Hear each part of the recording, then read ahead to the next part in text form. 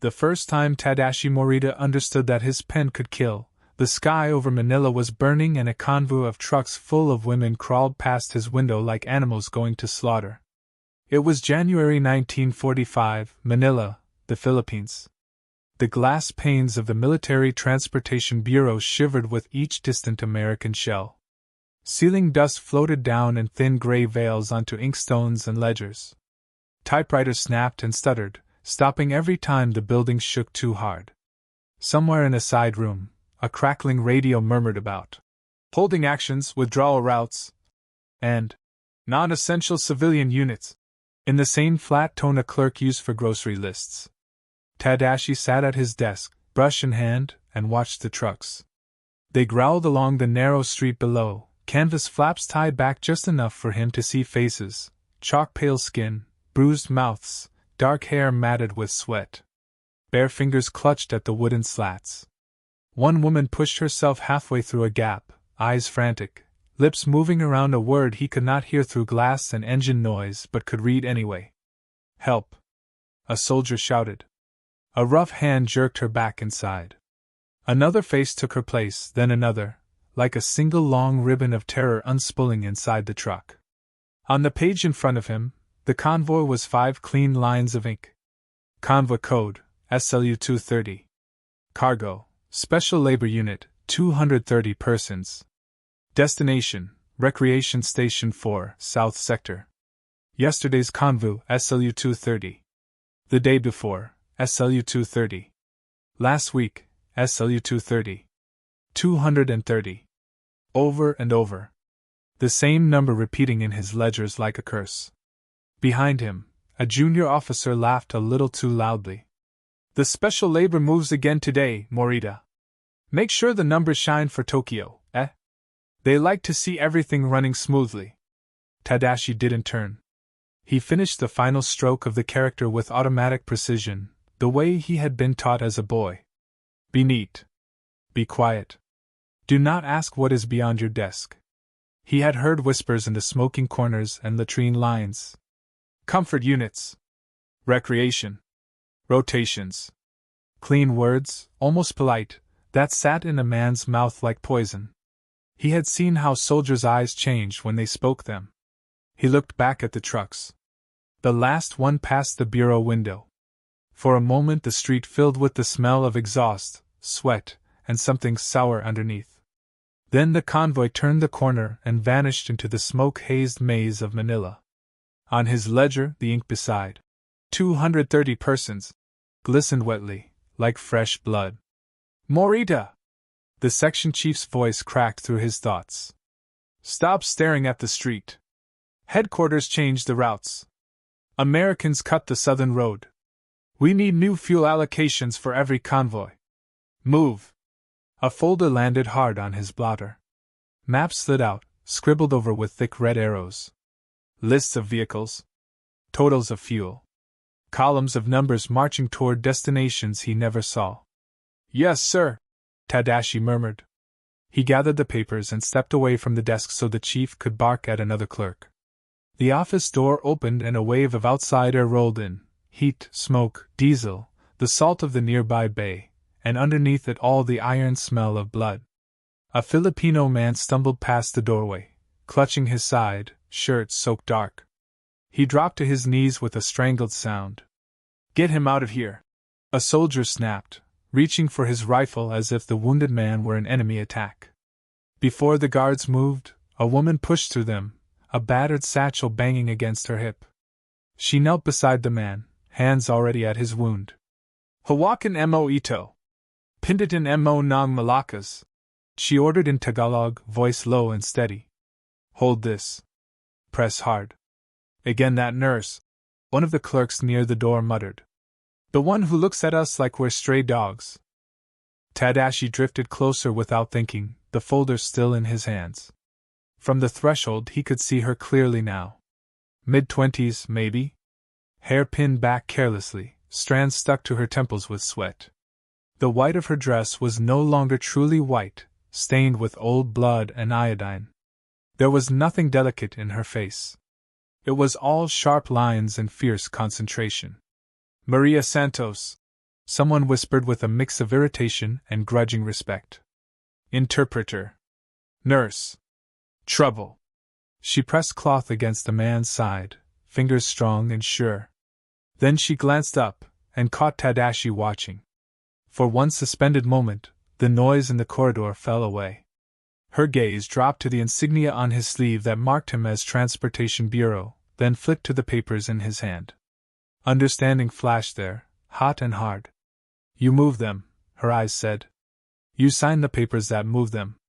Heat crawled up his neck. He almost dropped the folder. Boots rang on the floor. A Kempeitai sergeant walked past, uniform immaculate despite the dust, eyes slicing through the crowd for weakness. The wounded man bit his lip to stifle a moan. Maria's jaw clenched, but she didn't look away from Tadashi until the sergeant's shadow had passed. Then she turned back to her patient, and shut him out as cleanly as closing a door. Tadashi? His chief's breath brushed his ear. Enough. You have trucks to reroute. He bowed and retreated to his desk. He spread the maps and fresh orders over his ledger. Red arrows cut through districts he knew by smell and sound now, the fish stalls by the river, the church with the cracked bell, the cluster of shacks that always smelled of fried garlic. Beside each route number, a neat column waited for fuel allocations. At the bottom of the third page, the familiar code appeared again. SLU 230. Cargo, Special Labor Unit, 230 persons. Priority high. His hand trembled when he dipped the brush. The numbers blurred. He swallowed, set the tip of the brush to the paper, and stopped. If he allocated the standard fuel, the trucks would go. They would roll past the windows again and again, full and then empty, until there were no more faces to press against the slats. A shell boomed somewhere closer. The building shuddered. Plaster dust rained onto the pages. Someone cursed. Someone else crossed himself. Tadashi looked at the red pencil marks, the fuel columns, the waiting blank beside SLU 230. He knew the regulations by heart. Maximum mileage per truck, fuel per kilometer, allowances for terrain. He also knew, from weary repetition, how tight the supply lines had grown. Every leader now required 3 forms, 2 signatures, and a small miracle. What if, a voice in him whispered, the miracle was wrong on purpose? His brush hovered over the fuel column. One tiny change. A single extra stroke and a single digit. If he quietly inflated the mileage for the trucks assigned to SLU 230, the quartermaster's total would show an impossible demand. The convoy would be grounded for mechanical review? No truck, no movement. No movement, no convoy. His heart pounded so loudly he thought someone would hear it over the typewriters and distant guns. You are a clerk, he told himself. Not a soldier. Not a hero. You are nothing. He pictured the woman's mouth forming that one silent word at the truck's slat. Help. The brush tip moved. In the margin, he noted, excessive engine strain from prior sorties. In small, tidy characters. On the main line, he added a curve that turned a 7 into an 8. A 5 into a 6. Tiny strokes, nothing dramatic. But the totals at the bottom of the page changed, creeping beyond what the depot physically had. He dried the page with a blotter, hands cold and damp. Done already? The quartermaster grunted when Tadashi brought the folder over. He flipped through, nodding mechanically, until he reached the new totals. His brow furrowed. These trucks are eating more fuel than horses. Damn mechanics. I'll have to ground 3 until we get parts. Tell them special labor will have to wait. Ground 3. Fewer trucks. Less space. Fewer bodies moved. Tadashi bowed so low his forehead almost brushed the man's desk to hide the tremor in his face. Yes, sir. When he stepped back into the corridor, the air felt thinner, sharper. Outside, the convoy of that morning was already gone, swallowed by the city. But for the first time, the ledgers in his hands did not feel like chains. They felt like a weapon, small and fragile and terrifying. As he walked home that evening through streets lit by fire and tracer rounds, he passed a fenced compound he had never noticed before, tucked behind a warehouse. Women stood inside behind barbed wire, some in tattered kimonos, some in dresses that didn't fit. Guards smoked and laughed near the gate. One of the women leaned against the wire, staring out with the same hollow eyes he had seen in the truck. He forced himself not to stop, not to stare. Not yet. A black car rolled slowly past him, polished despite the ash on its roof. The Kempitai crest gleamed like a knife on the door. Through the glass, he caught a glimpse of a narrow, expressionless face studying the street, the way a surgeon studied a wound. The car turned toward the direction of the bureau. Tadashi's skin prickled. He walked faster, each step suddenly loud in his own ears. Somewhere behind him, the city burned and the empire cracked, but all he could feel was the wet weight of ink on the pages in his satchel, and the knowledge that, for the first time, he had disobeyed it. By morning the air in Manila felt heavier, as if the night's smoke had sunk into the streets and refused to rise. Tadashi walked toward the bureau with his satchel pressed tight against his ribs, replaying every stroke he had made on yesterday's ledger. Every changed digit. Every altered total. Each one felt like a match tossed into dry grass. Maybe no one had noticed. Maybe the trucks were still grounded. Maybe the convoy hadn't moved. Or maybe someone had already traced the inconsistency, and the Kempitai were simply waiting for him to step inside the building before closing their hands around his neck. At the bureau entrance, soldiers were arguing in sharp, clipped tones with the motor pool's sergeant.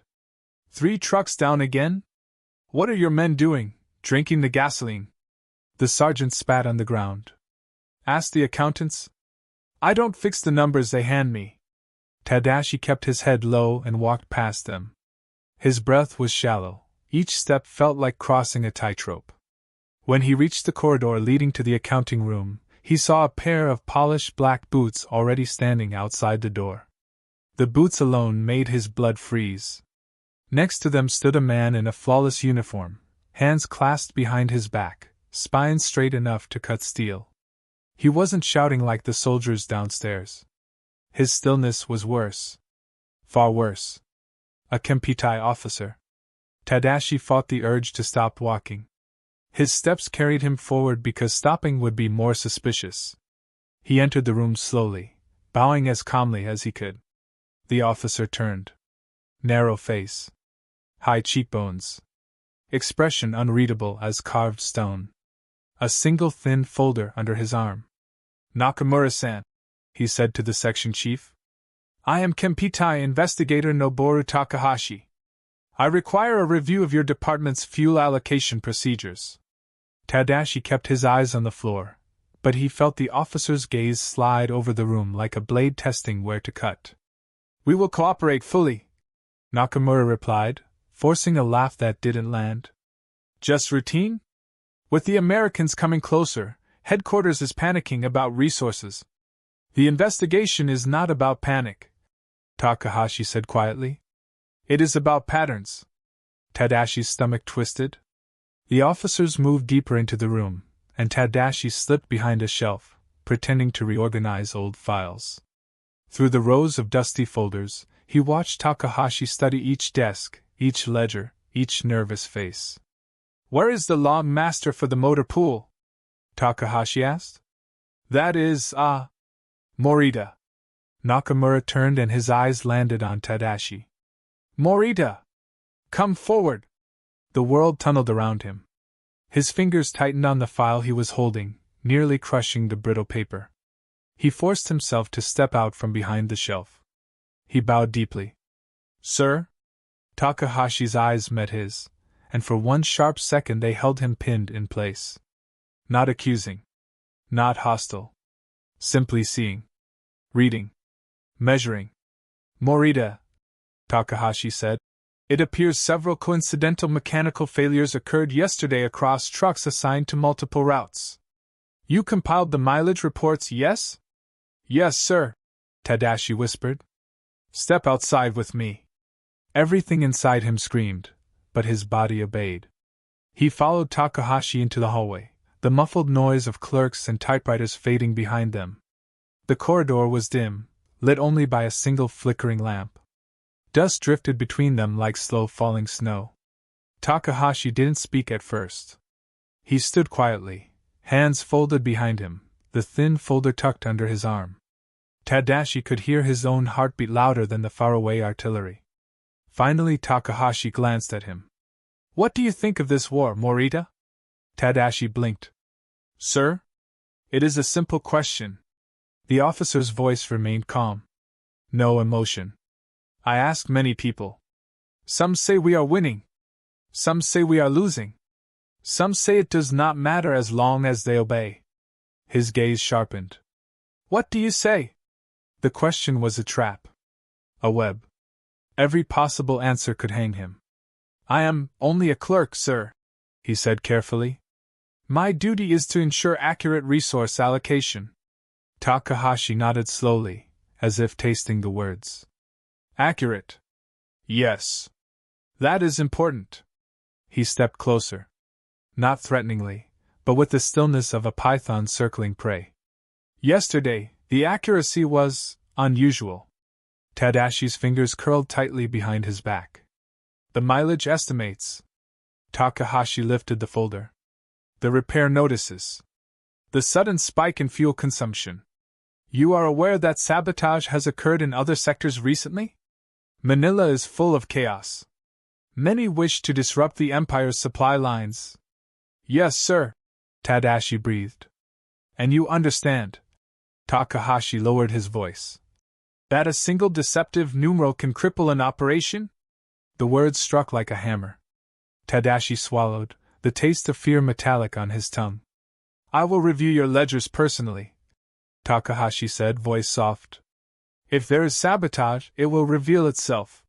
He didn't accuse him. He didn't shout. He didn't order an arrest. That was worse. A man who shouted was emotional. Predictable. A man who spoke gently was a man who dissected truth from silence like a surgeon separating sinew from bone. Takahashi stepped past him and returned to the office. Tadashi remained in the hall for several minutes, the walls closing around him. He could barely breathe. His legs trembled so violently he had to lean against the wall. His sabotage, so small, so subtle, was already unraveling under the eyes of a man trained to see what others ignored. He forced himself back inside and took his seat. His hands shook as he lifted the brush, but no one noticed. Everyone was pretending not to watch Takahashi as he moved from desk to desk. For hours, the officer studied the logs. Every page. Every total. Every correction mark. Then he asked a question that made Tadashi nearly drop his brush. "These epidemic reports, who filed them?" The room froze. The reports were falsified to slow the movement of the comfort women. Tadashi had planted the seeds of that idea last week by quietly adjusting 2 medical supply forms and letting rumors do the rest. But he had used no names. "No signature," Takahashi murmured. "Interesting." He looked up, eyes flickering across the room, and landing on Tadashi as if drawn by heat. Tadashi lowered his gaze, hiding the panic twisting through him. Hours crawled by. The artillery grew louder. The windows rattled, dust drifting down like ash. Finally, Takahashi closed the folder and addressed Nakamura. "I will return tomorrow," he said. "Do not alter anything until then. Especially the special labor allocations." He walked out quietly.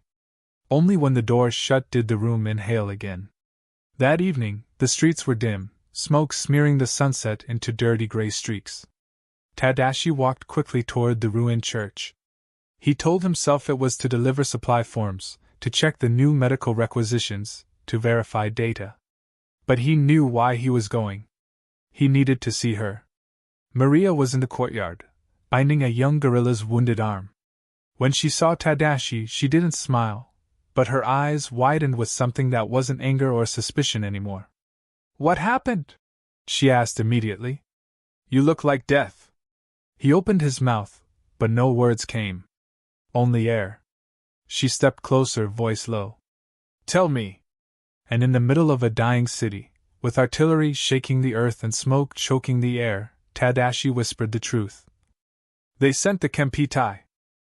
The church courtyard felt smaller than usual, its cracked stone walls drawing in close around them as if the city itself were listening. Maria's hands froze on the bandage she'd been tying. For a heartbeat she didn't speak, didn't breathe.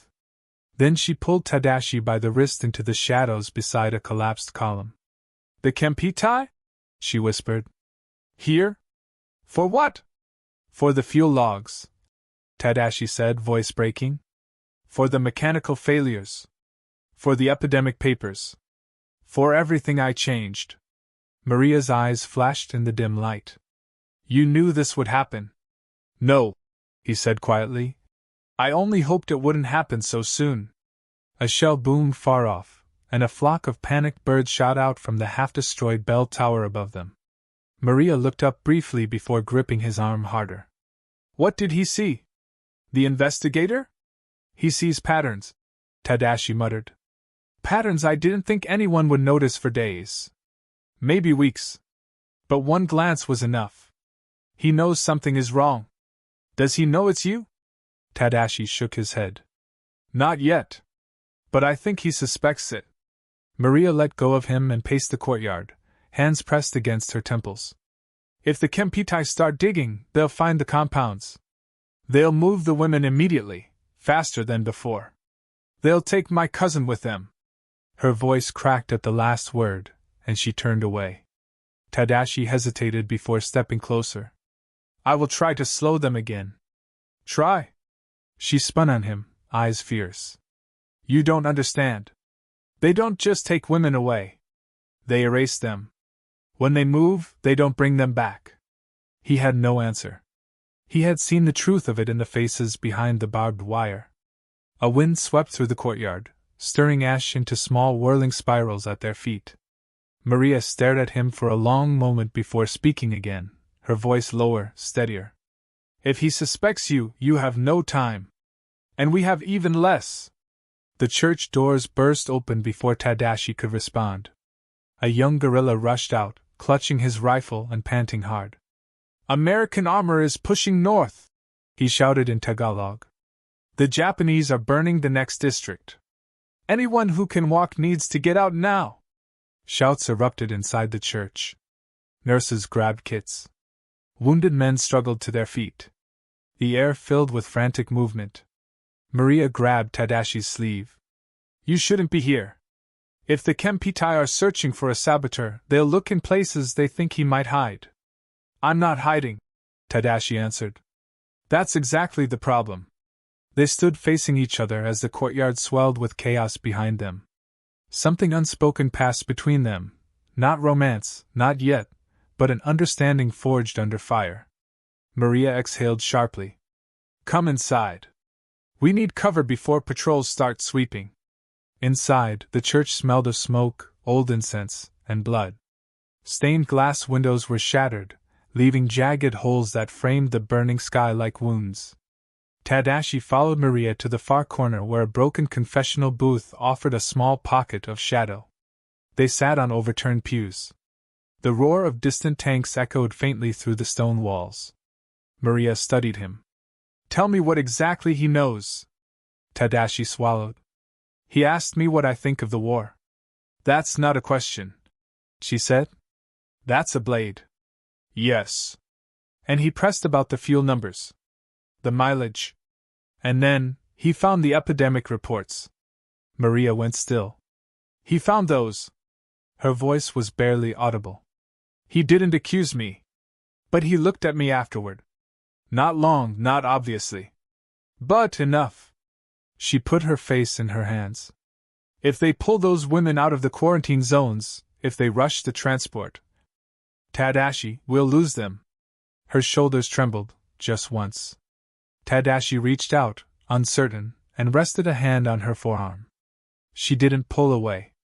"We need a new plan," she whispered. "Something that buys more than a day or two." "I know," he said. "But with Takahashi watching." A thunderclap interrupted him. No, not thunder. An explosion.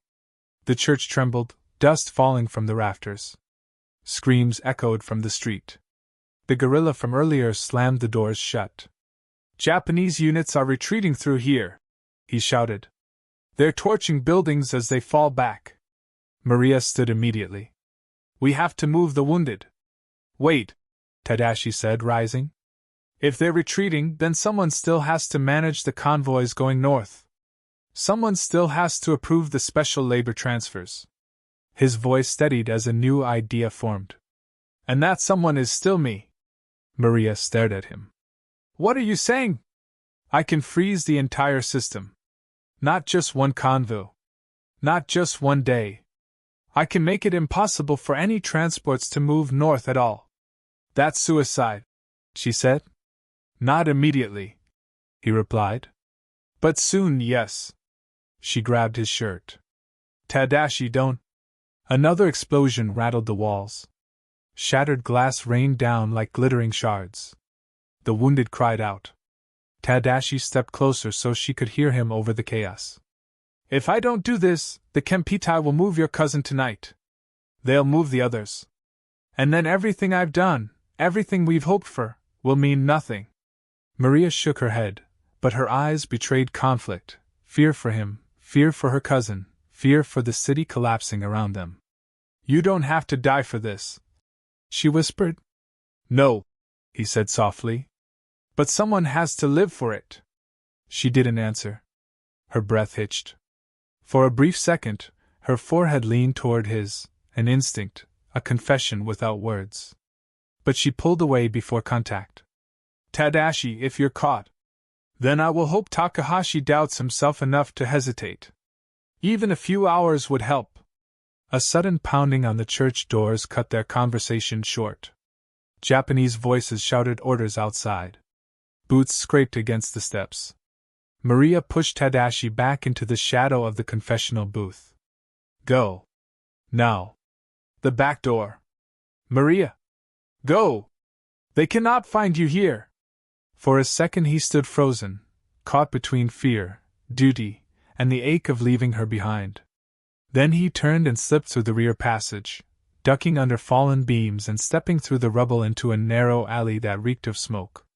Behind him, he heard the heavy church doors crash open. He didn't look back. The city roared around him, buildings burning, tanks grinding forward, soldiers screaming orders. He ran through the shadows, heart pounding, a single thought cutting through the noise. He had one night left. Maybe two. And within that time, he had to do the impossible.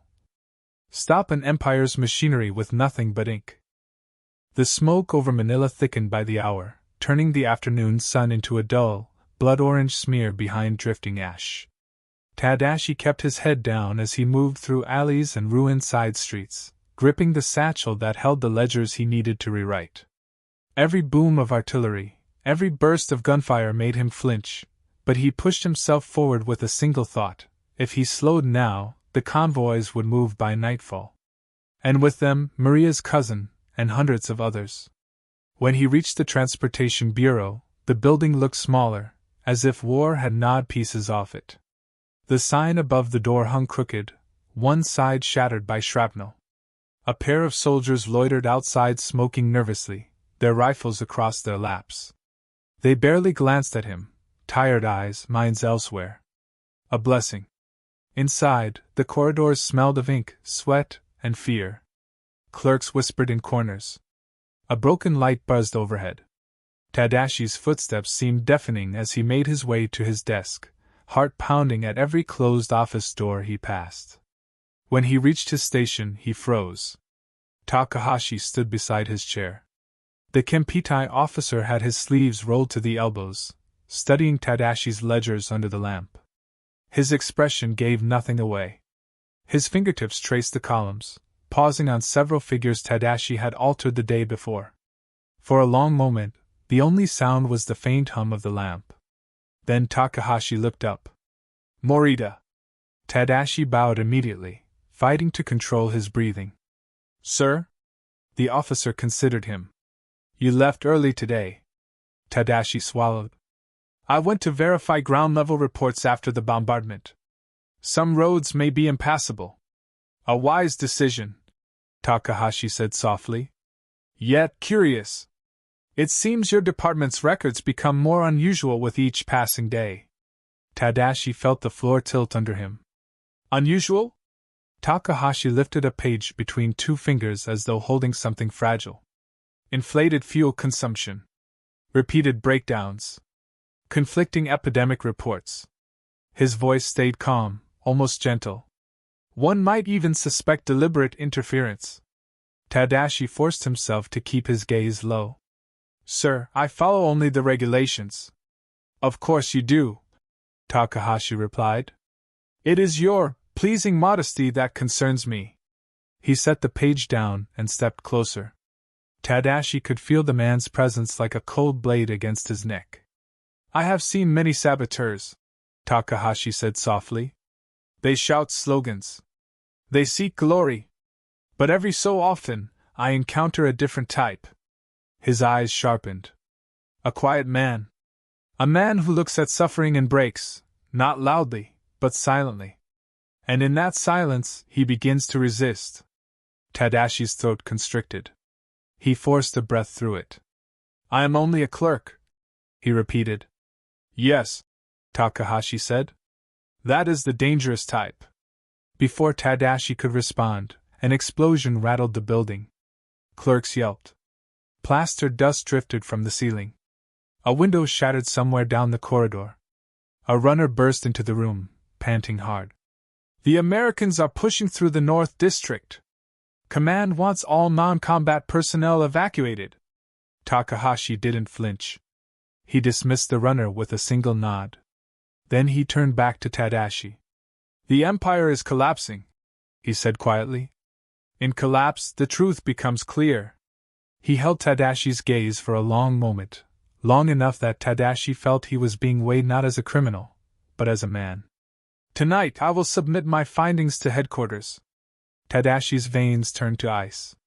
And, Takahashi added, I will return here before midnight. He held out the ledger. Tadashi took it with trembling fingers.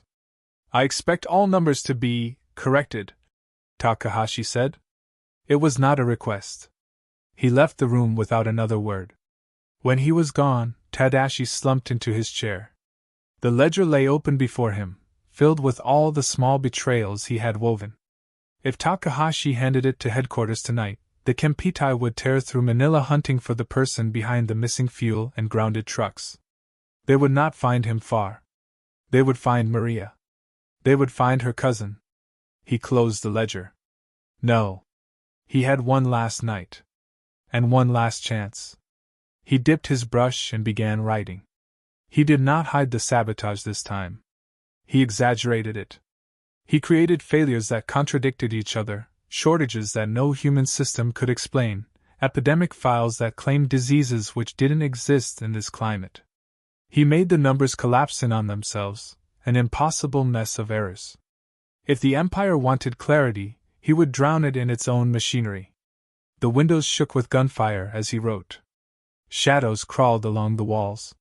Footsteps ran past outside, panicked clerks, shouting soldiers, the city folding in upon itself. Hours later, his hands stiff and aching, he closed the final ledger. The sabotage was unmistakable. Any investigator would know the system had imploded. No convoy could legally move. It was enough. It had to be. He collected the ledgers, wrapped them, and slipped the bundle inside his satchel. Then he stepped into the hallway, and stopped. Takahashi stood by the exit.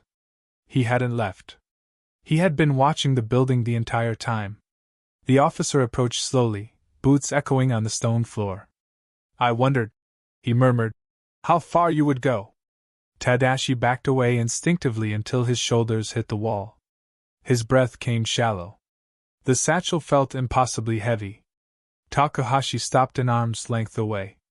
You understand what you have done? Yes, Tadashi whispered. And you understand what the punishment is? He nodded once. Takahashi exhaled, a small, almost weary breath. Then he reached into his coat. Tadashi closed his eyes. A pause. Then, take this. Tadashi opened his eyes. In Takahashi's hand was not a pistol, but a railway pass stamped for evacuation toward the American lines. I saw the women, the officer said quietly. In one of the compounds you quarantined. I saw their faces. Tadashi's pulse hammered. Takahashi looked away, jaw tightening. There are many ways to be loyal. Some loyalties no longer matter. His eyes returned to Tadashi's.